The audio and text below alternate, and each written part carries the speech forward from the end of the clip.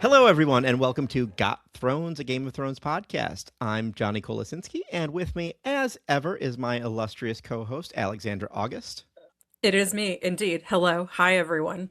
We are here to discuss episode 8 of season 1 of House of the Dragon, entitled Lord of the Tides. If you're not familiar with what we're doing here, I'm surprised you hit on this one. We have just found out that June 22nd is the launch date of House of the Dragon Ding, ding, season ding. 3.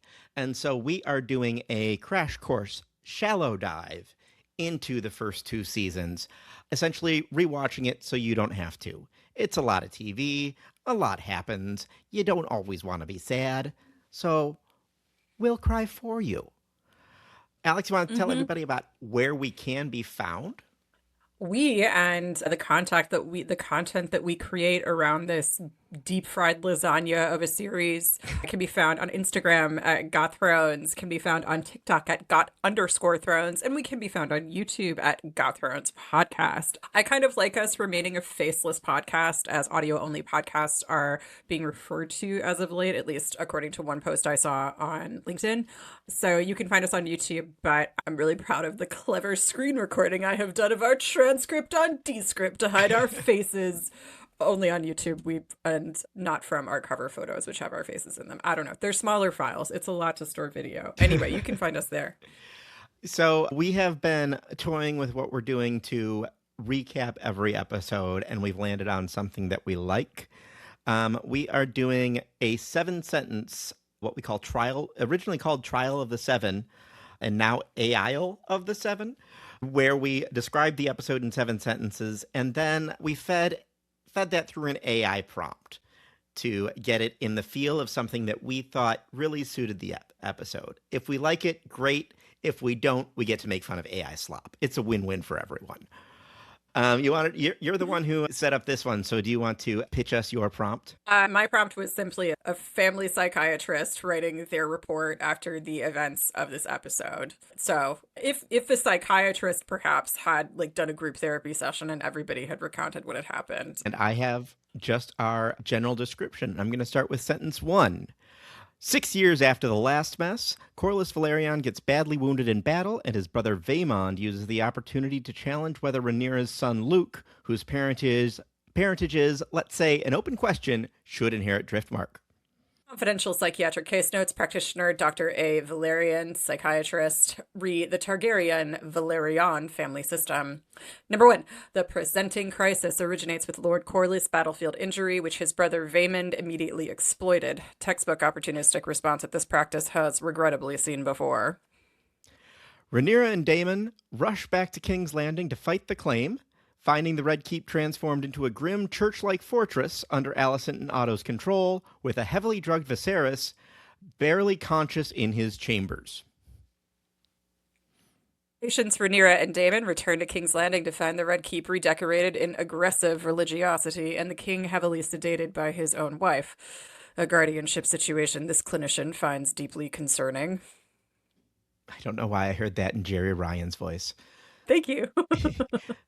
Viserys rallies just enough to drag himself to the Iron Throne and reaffirm Luke as heir, which enrages Vaemond so thoroughly he calls Rhaenyra a whore in open court, at which point Daemon simply cuts his head off. King Viserys did briefly self-advocate by dragging himself to the throne to rule in Rhaenyra's favor, a genuine breakthrough moment, immediately undermined when Daemon decapitated the opposing council. Also, would we say decapitated? He didn't remove the entire head. They still made sure to show you the tongue that was attached to the bottom of Vaemond's jaw. Yeah, he was semi-capitated. Also, I'm amused that it keyed off of court, and so Daemon became opposing counsel just like last week. 6 years ago. Yeah, you're right. AI doesn't get smarter the more you use it, guys. This is true. A tense family dinner follows where everyone briefly pretends to be civil, toasts are exchanged in good faith, and Viserys goes to bed happy for the first time in years, before Aemond immediately starts a fight with Rhaenyra's sons the moment he leaves the room. Yep. Per the psychiatric notes, a family dinner was attempted, progress was made. Aemond destroyed it the moment Viserys left the room, consistent with his established pattern. Meanwhile, it's revealed that Alicent's own lady-in-waiting is a spy and that Prince Aegon has raped a handmaiden, which Alicent quietly covers up. Separately, patient Aegon committed serious misconduct, which his mother has chosen to handle internally, a decision this clinician cannot endorse but is no longer surprised by. Rhaenyra, still attempting diplomacy, proposes a marriage alliance with the grandchildren of Rhaenys, who declines and then takes her family home to Dragonstone. Patient Rhaenyra continues her exhausting commitment to good faith diplomacy with no measurable return and has retreated to Dragonstone, which functions at this point as her therapeutic safe space. Finally, on his deathbed, Viserys mistakes Alicent for Rhaenyra and murmurs fragments of Aegon the Conqueror's prophecy, which Alicent fatally interprets as her husband's dying wish for their son Aegon to be king. The doctor does not like this Deus Ex, this bullshit. King Viserys passed away after confusing his current wife for his deceased first wife and murmuring a prophecy which, due to a catastrophic failure in active listening, has now been fatally misinterpreted. This practice anticipates the referrals. Scene. I like that. Much like Viserys last week, it confused Rhaenyra for Aela. Emma. They're both blondes. It's the same. Yeah. Overall thoughts on this episode? Ugh. I would be so embarrassed if I were Allison and like my friend came and her children are well behaved. They do not cause trouble. They defend the defenseless. Meanwhile, her oldest son is Aegon, is actively a sexual assaulter and does not want the job that he has. Her middle daughter, Helena, has her own problems, and she is touched, and she is married to the one who has sexual assault. And then there's Aemond, and we just don't talk about Aemond. Like, nobody has a solution for Aemond. Like, she's still trying with Aegon. Aemond is just kind of does what he wants at this point, and I would be so embarrassed, and that made me laugh. I mean, honestly, Kristen Cole is trying with Aemond, and somehow he's an okay influence. It's also amazing to me that, like, boy, Rhaenyra really is the realm's delight. Like, they meant it. She left King's Landing, and that place just, like Alicent is the thief of joy, and I don't know if she's just, like, so harried at trying to keep everyone on track because, like, Alicent's doing everyone's job for them half the time. I don't know. Last week we said that King's Landing was miserable, and it's still miserable. Mm-hmm. Like, they separated, and it's still miserable. And poor Alicent, like, her husband's daughter comes back, and he's like, "Great, life is worth living again." I feel like Rhaenyra coming home to King's Landing would have been the equivalent of, like, me going back to Toledo and the first thing I see on my parents' bookshelf is Dianetics. Oh, damn, yeah.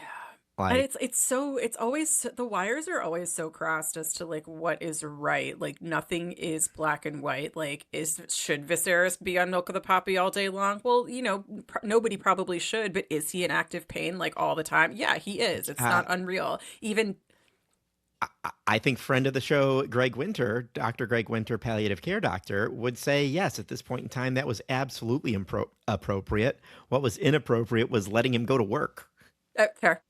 Fair. What was inappropriate was him taking off that mask. Whew. We are at, as I wrote on for our Viserys decomp status tracker, like, we are as bad as it gets, which means, like, quite literally half his face is gone, and he's, like, taking it out at dinner. And So let's talk about that.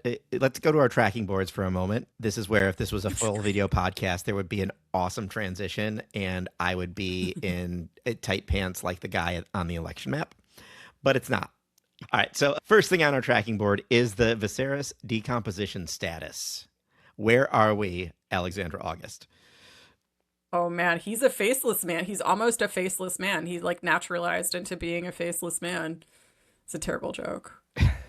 But yeah, this is Viserys' last episode. He dies. He doesn't die, like, it's not with a whimper. Or it is kind of with a whimper. He doesn't, like, have a heart attack. He doesn't fall off his horse. This disease that we have seen waste him since episode 1 finally wins. And it's not without one of those shots on his, like, massage chair where, like, he's leaning forward and he's got his back. Like, those have been every episode where they inspect, or almost every episode where they inspect, like, how far the Westerosi leprosy is. And it's I was yellow. glad that we got him on one of those.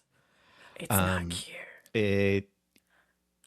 Viserys decomposition status. The final subtitles of the episode are breathing stops. Ooh, Like it's man. all we needed was the beep, beep, beep, beep. He did, yeah. It was very sad, but it definitely when Patty Considine like. But I remember watching this and everybody was like, "Dude, how or today? Are you gonna die today?" Yeah. Because I think we'd all been tracking it since like episode 6, and then it just kept getting worse and worse and worse. And poor Patty Considine is over here just like doing the Lord's work and eating every bit of scenery he's got with those like terrible teeth, And and like his they just really fingers. like didn't do him. Oh man, oh, so He looked gross. like. Do you remember Hollow Man with Kevin Bacon from like Yes. 1997, 98? We were like freshmen or sophomores in high school. He looked like a quarter of the way through that movie. I need to rewatch that because I don't. But I want to get this reference, so I will. Like where his skin starts becoming transparent and you can see the organs. That's So what I saw. cool. Meanwhile, we are Pour one out. introduced to two new players. We've got a new naming system, by the way, that's going to become more important as we go into the next season. We were introduced to Viserys Targaryen Black and Aegon Targaryen Black. This As Rhaenyra is opposed to, really fucking annoying. yeah, George, what are you doing? As opposed to the Targaryen Greens, who are not related to Dr. Green from ER, to our knowledge. To our knowledge. Yeah, so these will be just to make you mad. Rhaenyra clearly has done this, so she can kind of be like, okay, yeah. So you can say that my 3 sons like might have some brown hair and whatever. Say what you will. These are definitely Yeah, Targaryen. look at these Definitely outlines. Targaryen through and through. Yep, me and my uncle made these, so there's Mm-hmm. no questioning Mm-hmm. them. And we named them after you and your first son.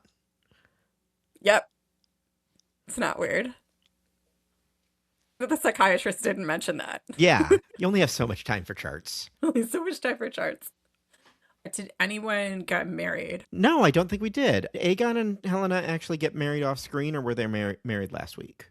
No, I think they got married off screen because they Okay. talked about getting married. And this is, we should say, like, this is, 6 years later. yeah, and this is the first time we're seeing all of the actors as they are now. So everybody who's here is who they are in kind of more or less their final state.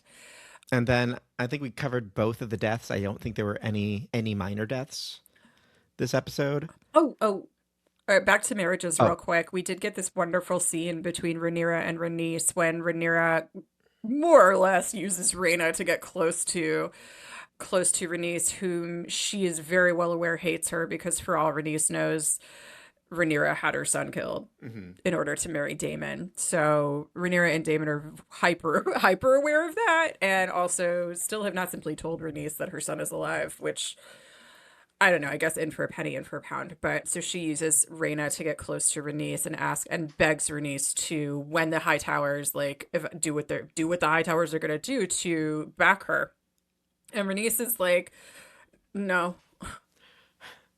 And then does. In a very, yeah, in a cool way. Yeah, the court. I actually really, it was the only time in the courtroom scene, the throne rooms. It kind of is a courtroom scene. It was the only time in the show that I feel like the Targaryen family unit with Daemon, Rhaenyra, and Viserys has been really united. And like, Hmm. as much as I thought it was like a little bit of an overreach for Daemon to just clear that guy's head off, I was like kind of impressed with the brothers Targaryen getting down to business and just, Daemon Targaryen does not do half measures.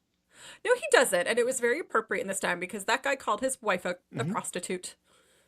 I do think, and I'm not sure if we go into season 2 if it's something that'll be useful or not, but let's put a pin in this. Something to add to the tracking board is how could they have fixed everything this episode? Or Oh my God. And there were alternatively, like 8 this week. who ruined everything? Oh.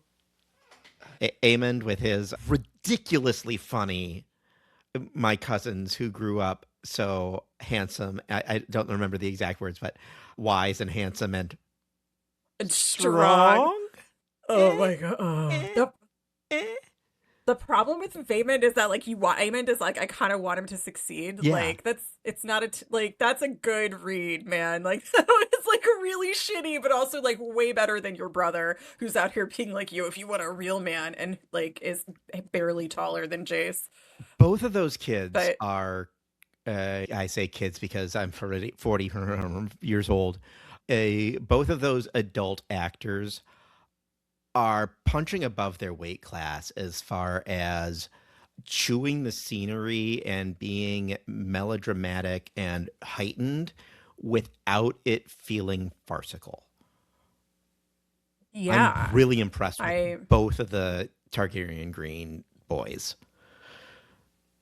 yeah, I'm impressed with all the kids, really. I think the general bar of the talent of the kids on this Hmm. franchise, they're all pretty good.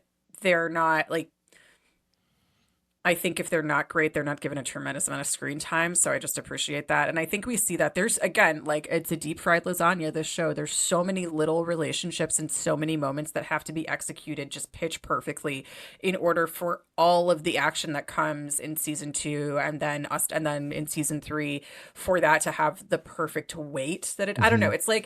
It's like trying to land this like highly elaborate flying schooner of a ship or something where it's just got like all this baroque rococo decor and you have to land it perfectly and you can't break a single thing or else it'll all come crashing down. I'm going to send you so many Warhammer 40K ships as soon as this episode is over. I don't know what that means, but okay. Yeah, I'm impressed. I think by both of those actors because the two Targaryen black boys are able to play a little bit more realistically. They're not the heroes by any means, but they have no opportunities to twirl their mustache as villains. And so the fact that the two greens are not hamming it up in a cheesy way is impressive to me. Yeah. Yeah. Uh, Agreed. the other thing that I really loved in the dinner, though, that toast was beautiful, and they meant it, and it was great. But the dance between Jace and Helena, and this isn't him. He's not moving in on his uncle's girl No. slash his aunt. It's He's just just a being a good, nice yeah, boy. yeah, He's been a good family member. yeah. He would be like he looked like he was at a bat mitzvah. It was so cute. Like I think that's why that was kind of one of the differences between the two males of the two Targaryen sides is he looked like he was at a bat mitzvah, and uh, Aemond had the opportunity to look like he was going to tie someone to the railroad tracks and didn't. yeah, Um, Aemon's night didn't finish the way he wanted it to, that's for sure. Also, I love his Like just again. like his little grunt. Mm. Oh my god, he's so creepy. There's never a chance. Never a chance.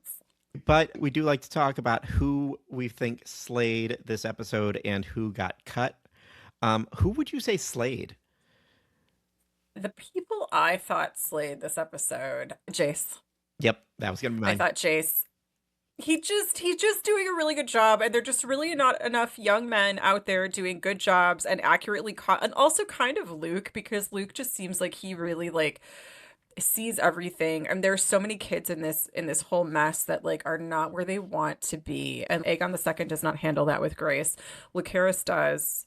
Lucerys does, and Jace like wants it, but like not for bad reasons. Like he has an innocent enough way. Like he's excited to do a good job. Oh, Yeah. Let's give 1 point to the blacks for this episode. Don't how want about for to. you? I don't want to steal your thunder because I also say Jace on that one. So I guess my runner up would be Rhaenyra because if Viserys had died 3 weeks later, everything would have been resolved by that toast. And if Otto was like Yeah, had and accidentally fell down a flight of if Otto fell stairs, into a well. whoops, he's tall. If you made it, he could just if he falls, like I bet his body weight would like just crumple him right up. I'm mad at. Well, I'm not at auto right now. And who would you say got cut? Allison.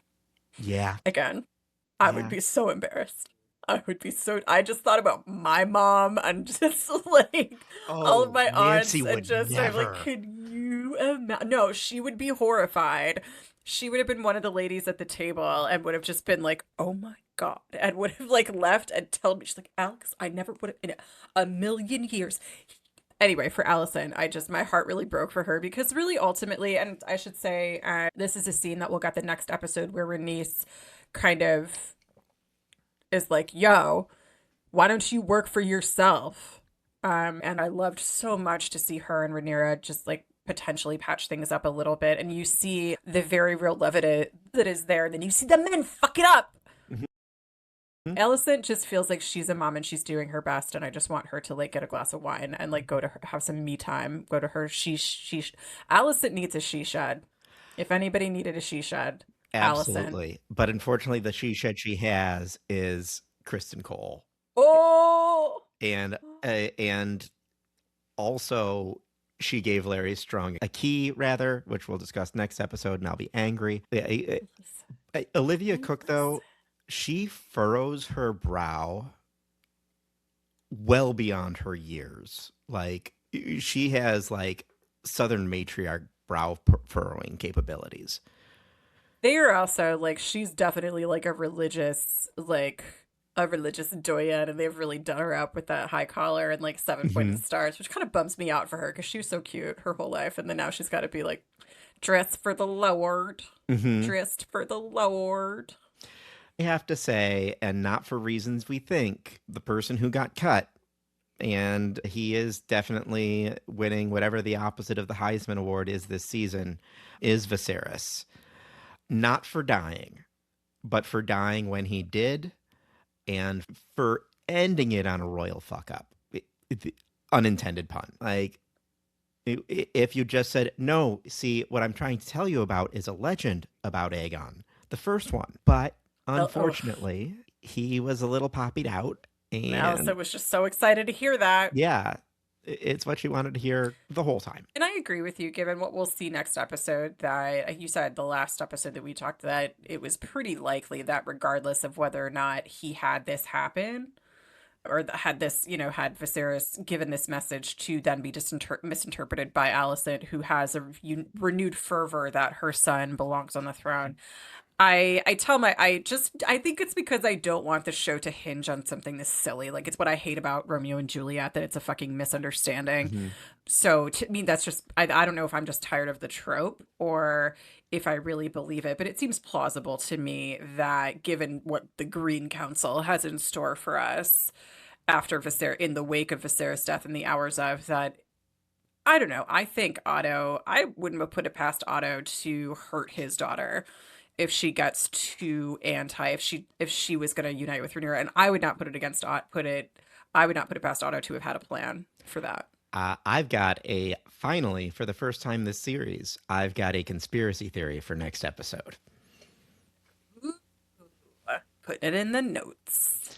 Who's our parents? Oh, I have to give this to Viserys, both this week's win and the Lifetime Achievement Award for showing up in the throne room, unmedicated, in withdrawal, and being kingly. Like, Truly. and He and his brother be he yeah. was every inch the king for the first time in a long time. And then he got everybody there for dinner, and that dinner did unite everyone except for Aemond, who has valid grievances as someone without an eye. Like, it's really hard for him to park that dragon. I'm just Cool. mad that I can't cosplay as Aegon without shaving my beard. You mean Aemond? Aemond, yeah. That's a good. Who is your most valuable parent in this episode? Who is my most valuable? Oh, Rhaenys. Okay. Because everything Rhaenys said would happen is happening. Hmm. Everything Rhaenys said would happen is happening. Rhaenys is always right. Everything she said would happen is happening. I am, yeah. Mm-hmm. How much of That. that is Rhaenys and How how about much for is you? Eve Best? At this point, it's mostly Renice, at least this episode.